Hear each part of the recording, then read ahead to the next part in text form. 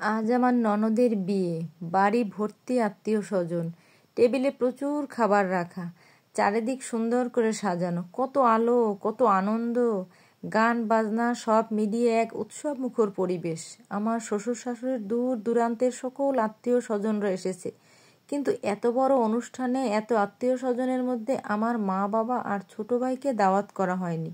অনেকে জিজ্ঞেস করছে, ইতি তোমার মা বাবা আসেনি? আমি বারংবার কৌশলে প্রশ্নটা এড়িয়ে গেছি। মা বাবা আমাকে বারবার বলেছে, মা ইতি, আমাদের দাওয়াত করা হয়নি জন্য তুই একমাত্র মন খারাপ করিস না, তুমি ননদের বিয়েতে আনন্দ করো। মা বাবা যতই বোঝাক না কেন আমার মন বারবার কাঁদছে, কেমন যেন নিজেকে ছোট মনে হচ্ছে।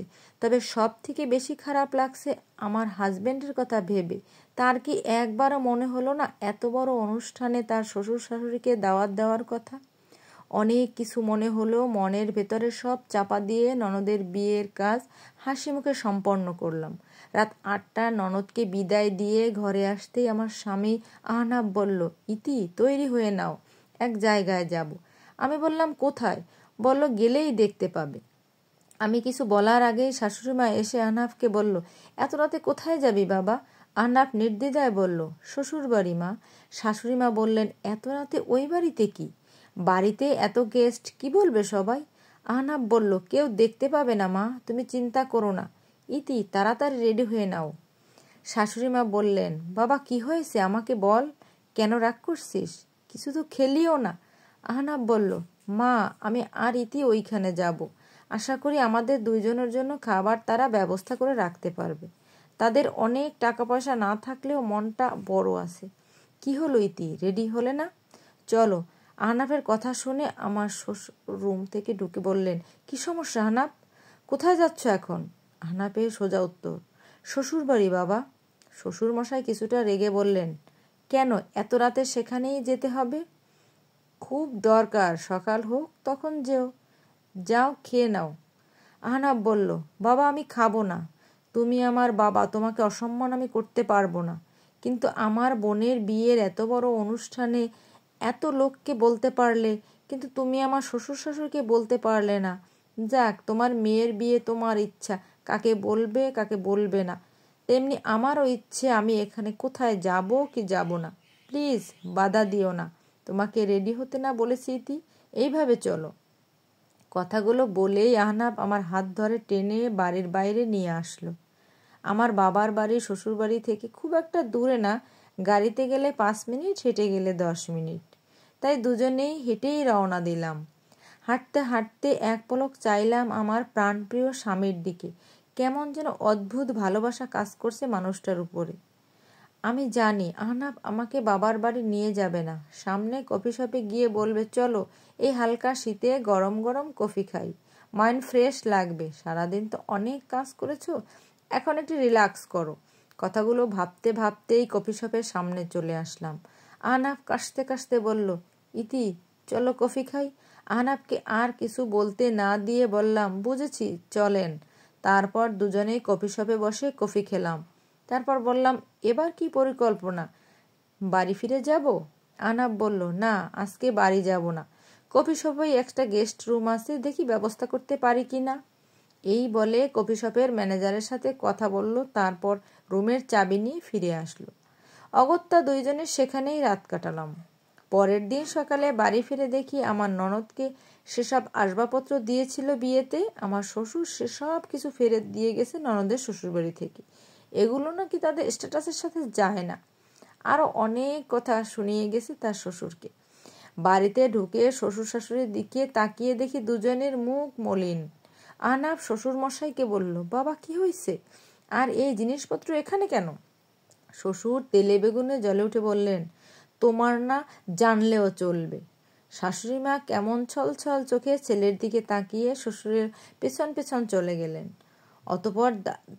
অতপর দাওয়াত খেতে আসা ঋতু আন্টি বললেন, নতুন জামাই মানে ননদের স্বামী নাকি আমার শ্বশুর মশাইকে ফোনে বেশ কড়া কথা বলেছেন, কারণ এইসব জিনিসপত্র তাদের পছন্দ হয়নি। এইসব জিনিস নাকি মেয়ের শ্বশুরবাড়িতে ফকির মিসকিনও দেয় না। কিন্তু আমার জানা মতে ফার্নিচারগুলো বেশ দাম দিয়ে কিনেছিলেন আমার শ্বশুরমশাই। ফার্নিচার কিনতে যাওয়ার আগে আমাকে শুনিয়ে শুনিয়ে বলেছিলেন, একমাত্র মেয়ে আমার, যেমন তেমন ফার্নিচার তো দিতে পারবো না বড়লোক কুটুমকে। দেখো আহনাফের মা, লোকজন হাঁ করে তাকিয়ে দেখবে আমার মেয়ের ফার্নিচার। কথাগুলো যে আমাকে ঠেস মেরে বলেছিলেন তা বুঝতে আমার বাকি ছিল না। গরিব বাবা মায়ের মেয়ে, তাদের সাধ্য মতো ঘর সাজিয়ে দিয়েছিল ঠিকই, কিন্তু সেই ফার্নিচারগুলো জায়গা হয়েছে স্টোর রুমে। তবে আমি ভাবিনি সবাইকে হাঁ করে দেওয়ার মতো ফার্নিচার এইভাবে ফেরত আসবে। আর সত্যি সবাই হাঁ করে দেখবে, তবে জিনিসগুলো সৌন্দর্য নয় দেখবে তো খুঁতের জন্য অপছন্দ হলো। কিছুক্ষণের মধ্যে শ্বশুরমশাই রেডি হয়ে বের হলেন ফোনে কথা বলতে বলতে। বুঝতে পারলাম নতুন জামাইকে অনুরোধ করছে শোরুম থেকে নিজের পছন্দ মতো ফার্নিচার নিতে। সোজা চলে যেতে গিয়ে কি মনে করে এক পলক আমার দিকে চাইলেন আমার শ্বশুর আব্বা। এই প্রথমবার ওনার চাহনি কেমন নরম মনে হলো। শ্বশুর শাশুড়ি পছন্দ করেই ছেলের বউ করেছিলেন আমাকে। সবে 18 বছরের যুবতী লোক বলতো গরিবের ঘরে পদ্ম ফুল আমি। সেই পদ্ম ফুলকে প্রথম দেখায় পছন্দ করেন আমার শাশুড়ি মা তার একমাত্র ছেলের জন্য। স্বামী আমার মায়ের পছন্দেই হ্যাঁ বলে দেয় আমাকে না দেখেই। স্বামী আমার বড় ইঞ্জিনিয়ার, শ্বশুর প্রাইমারি স্কুলের হেডমাস্টার, শাশুড়ির বড় নার্সারি আছে। তার উপর আমার শ্বশুরের 100 বিঘা সম্পত্তি আছে। আমাদের এলাকার সবচেয়ে ধনী ব্যক্তি। এত বড় বাড়ি থেকে প্রস্তাব আশায় না করেনি আমার বাবা মা। আমার বাবা ছিলেন সাধারণ কৃষক, মা গৃহিণী। বিয়ে ঠিক হলো। সবাই বলতো রাজপুত্রের সাথে নাকি আমার বিয়ে ঠিক হয়েছে। দেখতেও রাজপুত্র, আবার সম্পদেও রাজপুত্র। এই সময় সব মেয়েদের মন আনচান করে।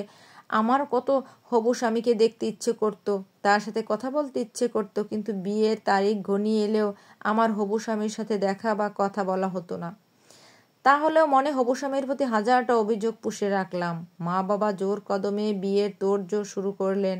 সাধ্যের বাইরে গিয়ে বাবা সব জোগাড় করলেন। 5 মণ ওজনের গরু জবাই করলেন, বড় একটা খাসি জবাই করলেন, বাড়ির চারদিক আলোর রোশনাই দিয়ে ভরিয়ে দিলেন। এসব দেখে আনন্দের মধ্যে কেমন যেন কষ্ট লাগতো। এত টাকা বাবা কোথায় পেল? মনে মনে ভীষণ বকতাম, হবু স্বামীকে কেন দেখতে এলো না, কথা বলবো না।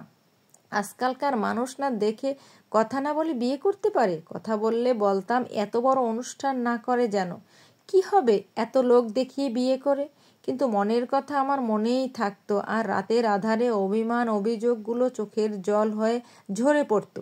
দেখতে দেখতে বিয়ের সময় এলো। লাল টুকটুকে বেনারসি শাড়ি পরিয়ে আর শ্বশুরবাড়ি থেকে দেওয়া 10 ভরি গয়না দিয়ে আমাকে সাজানো হলো। পুরো এলাকার লোকের তো চক্ষু চড়ক গাছ। কত মানুষ যে আফসোস করলো। আবার অনেকে বলল দুজনকে সত্যি খুব সুন্দর মানিয়েছে, যেন দুইজন একে অপরের তৈরি। তারপর কাজী আসলো, কবুল পড়ালো, বিয়েও হয়ে গেল। হবু স্বামী থেকে স্বামী হলো। সকল অতিথিদের খাওয়া দাওয়া শেষ হলো। খাওয়ার শেষে বাঁধলো বিপত্তি। আমার স্বামীর ফুফাতো ভাই নাকি মাংসই দেয়নি, শুধু হাড্ডি দিয়েছে। এই নিয়ে বিশাল ঝামেলা। ফুফা বলে উঠলো, আমার শ্বশুরকে আলাউদ্দিন ভাই অনেকবার বলেছিলাম এমন ছোটলোক বাড়িতে ছেলে বিয়ে করাইয়েন না, শুনলে না আমার কথা, দেখো এখন কেমন মজা। এদিকে ছোটলোক বলায় আমার চাচাতো ভাই রেগে যায় ভীষণ। শুরু হয় মস্ত ঝামেলা। অবশেষে আমার বাবা পা ধরে মাপ চেয়ে আমার চাচাতো ভাইকে দিয়ে মাপ চাইয়ে সুপার দিয়ে আমাকে বিদায় জানায়। এত কিছুর মধ্যে এখনো আমি আমার স্বামীকে কোথাও দেখিনি বা তার কোনো কথা শুনিনি। এমনি আমরা একসঙ্গে গাড়িতেও আসিনি। আমি যখন বিদায়ের সময় কান্নায় ভেঙে পড়েছিলাম, সেই সময়ও সে আমার পাশে ছিল না। আমার গাড়িতে কিছু আত্মীয় ছিল যারা বলছিল, বাবা এমন বিয়ে জন্মে দেখিনি। কি যে দেখে আলাউদ্দিন ভাই ছেলেকে বিয়ে করালেন? খালি আছে তো এই রূপ, বাপের তো কিছু নাই, আবার মেয়েও খালি পাঠাচ্ছে। আহনাফকে নাকি একটা পাতলা ফ্যানের মতো চেন দিয়েছে। তাদের কথা শুনে আমার আরও কান্না পাচ্ছিল, সেই সাথে স্বামীর উপর অভিমান। কিছুক্ষণ পর শ্বশুরবাড়ি পৌঁছালাম। তখন আমার স্বামীকে কোথাও দেখলাম না, তবে আমার শাশুড়ি মাকে দেখলাম। তবে মুখটা মলিন করেছিলেন, কিন্তু আমাকে দেখে মিষ্টি একটা হাসি দিয়ে বললেন, মাশাআল্লাহ, খুব সুন্দর লাগছে মা, কাঁদছো কেন? আমি চাই আমার বৌমা হাসি মুখে আমার ঘরে প্রবেশ করুক। শাশুড়ি মায়ের এমন মন ভোলানো কথা শুনে মনটা ভালো হয়ে গেল। তারপর শাশুড়ি মা সহ আরও কিছু মহিলা আমাকে একটা ফুল দিয়ে সাজানো ঘরে বসিয়ে দিয়ে গেল। মনে মনে ভাবলাম, এটাই তবে আমার বাসর ঘর। বাসর ঘর ভাবতেই কেমন আনমনে লজ্জা পেয়ে গেলাম, কিন্তু পরক্ষণেই স্বামীর প্রতি অভিমানের ভার মুখ গম্ভীর করে বসে রইলাম। জানি না রাত কটা গভীর, তবে বিয়ে বাড়ির এতক্ষণে শান্ত হয়ে গেছে, হয়তো সবাই ঘুমিয়ে গেছে। সেই সময় মনে হলো কেউ চুপি চুপি ঘরে ঢুকলো, তারপর দরজা আটকালো। জিরো আলোয় দেখতে পেলাম প্যান্ট শার্ট পরা একটা যুবক ঘরে ঢুকছে। আমি ভয় পেয়ে গেলাম। আমি তো জানি বর পায়জামা পাঞ্জাবি পাগড়ি পরে বসর ঘরে আসবে, কিন্তু এই লোকটা তো সেইভাবে আসেনি। তার মানে অন্য কেউ ভেবে চিল্লাতে যাব। তখনই যুবকটা আমার মুখে হাত দিয়ে বলল, প্লিজ চিৎকার করো না। এত ঝামেলা শেষে অনেক কষ্টে বিয়ে করা বউয়ের ঘরে ঢুকেছি, আর কোনো ঝামেলা চাই না।